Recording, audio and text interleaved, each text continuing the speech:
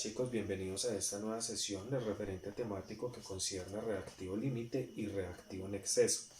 Teniendo en cuenta posturas de que ya se habían tomado en clases anteriores frente al concepto de reactivo límite y de reactivo en exceso, y las situaciones problemas abordadas frente a esto en la vida cotidiana, se tenía de que el reactivo límite era aquel que se encontraba en menor cantidad y el reactivo en exceso en mayor cantidad.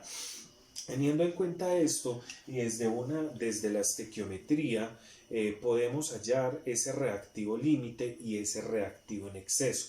Pero muchas veces dentro de la estequiometría, cuando nosotros decimos de que el reactivo límite es aquel que se encuentra en menor proporción, lo vamos a cambiar para aquel de que es el que se termina primero. Es decir, cuando una reacción entre dos compuestos se tienen diferentes cantidades de masa, teniendo en cuenta cómo se estructura cada uno de estos compuestos, podemos definir cuál de ellos es el reactivo límite y cuál es el reactivo en exceso.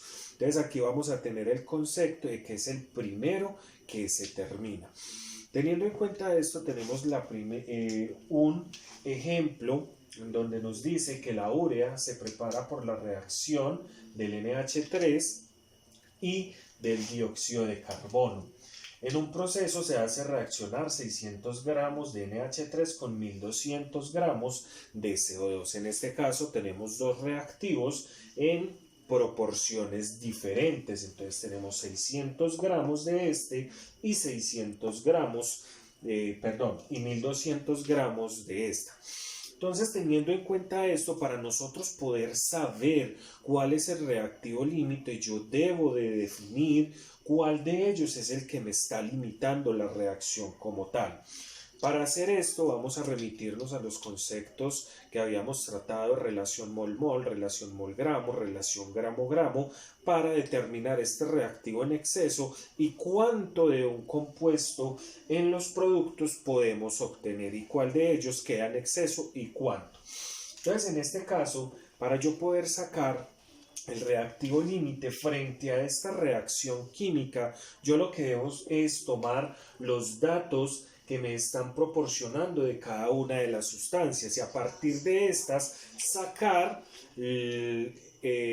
las moles del compuesto producto importante, que en este caso sería el de la urea. Entonces, ¿cómo realizamos este tipo de operaciones?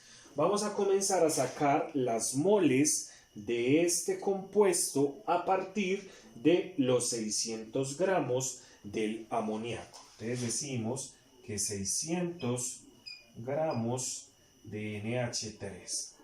Partimos desde este dato y posteriormente vamos a hacer lo mismo que haga con esta, lo voy a hacer con los 1200 gramos de CO2.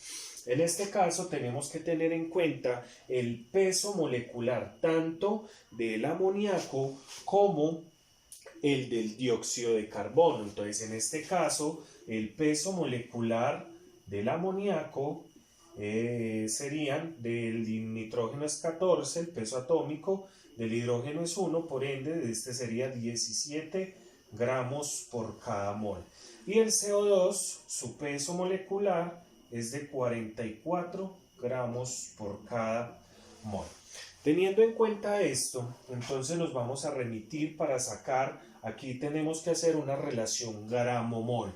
Entonces, para poder realizarlo, en la parte de abajo debo de colocar gramos. ¿Cuánto? Los del peso molecular. Entonces, 17 gramos del amoníaco, que equivalen a una mol de amoníaco. Y aquí realizamos la relación estequiométrica del amoníaco con la urea, que en este caso sería de 2 a 1. Entonces decimos gramos con gramos se cancelan y hay 2 moles del NH3 y se me produce 1 mol de la urea. Entonces sería NH2, 2CO.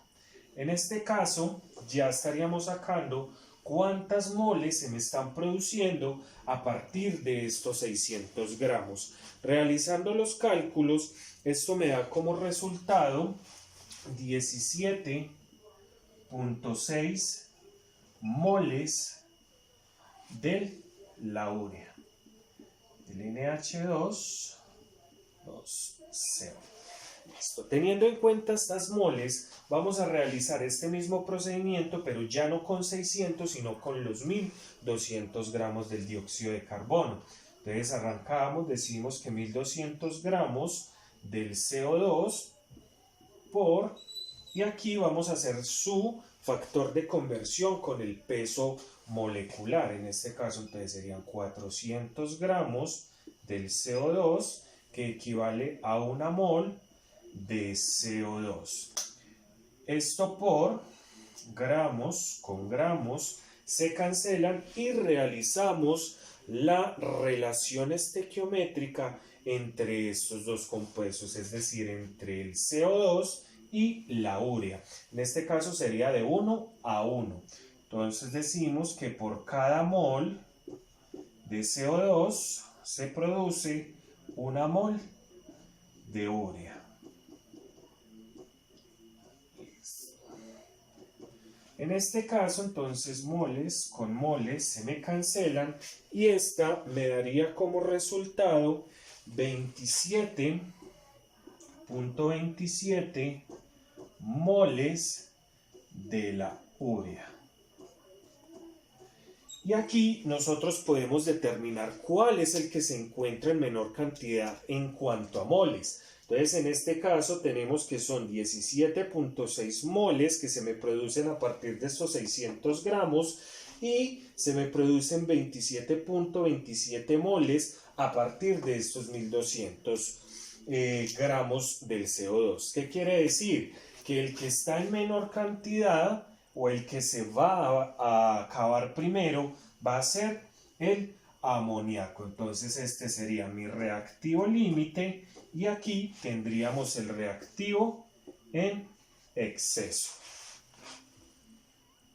Cabe aclarar de que entonces cuando coloco el reactivo límite no quiere decir de este. Es decir, digo que el reactivo límite es el amoníaco y el reactivo en exceso es el CO2. Entonces en este caso ya tenemos cuál es nuestro reactivo límite y cuál es nuestro reactivo en exceso. Bueno chicos, cuando nosotros a partir del reactivo límite, o mejor dicho, ¿para qué nos sirve a nosotros hallar el reactivo límite? A partir de este es que nosotros vamos a saber cuánto podemos producir en una reacción química al reaccionar dos compuestos. En este caso, al reaccionar los 600 gramos del amoníaco con los 1200, ya sabemos de que el reactivo límite es el amoníaco y que a partir de los 600 gramos de ese amoníaco se me produjeron 17.6 moles de la urea. ¿Qué quiere decir? De que a partir de ese reactivo límite es que yo voy a saber cuánto se me va a producir en este caso de la urea. Entonces aquí me están preguntando, calcule la masa de la urea producida. En este caso entonces no vamos a tener en cuenta el reactivo en exceso, sino lo que se produjo en moles del reactivo límite. Entonces tenemos de que 17.6 moles de la urea del NH2CO por, y para nosotros poder sacar los gramos que se me están generando a partir de estas moles, lo que hago es sacar el peso molecular de la urea, que en este caso el peso molecular de la urea es de 60 gramos por cada mol. Realizamos la relación estequiométrica de esta frente al peso molecular y decimos que una mol de urea que equivale a 60 gramos de urea. moles con moles se cancelan y aquí estaría obteniendo los gramos totales producidos a partir de ese reactivo límite, que en este caso me daría como resultado 1056 gramos de urea. Listo, chicos, este es un tipo de ejercicios, es sencillo. En la próxima sesión, en la próxima clase pregrabada, vamos a dar a conocer otra situación problema con otras situaciones. Les voy a dejar aquí en el tablero escrita un ejercicio para que vayan trabajando este concepto de reactivo límite y de reactivo en exceso. El ejercicio que se propone para que podamos ir ejerciendo ciertas competencias en este tipo de ejercicios frente al reactivo límite en exceso, se les propone el siguiente problema.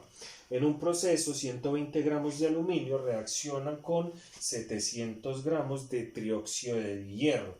Se les entrega la ecuación, no está balanceada, un proceso que deben de realizar ustedes, y se les pregunta cuál es el reactivo límite y cuál es el reactivo en exceso y cuántos gramos del trióxido de aluminio se produce.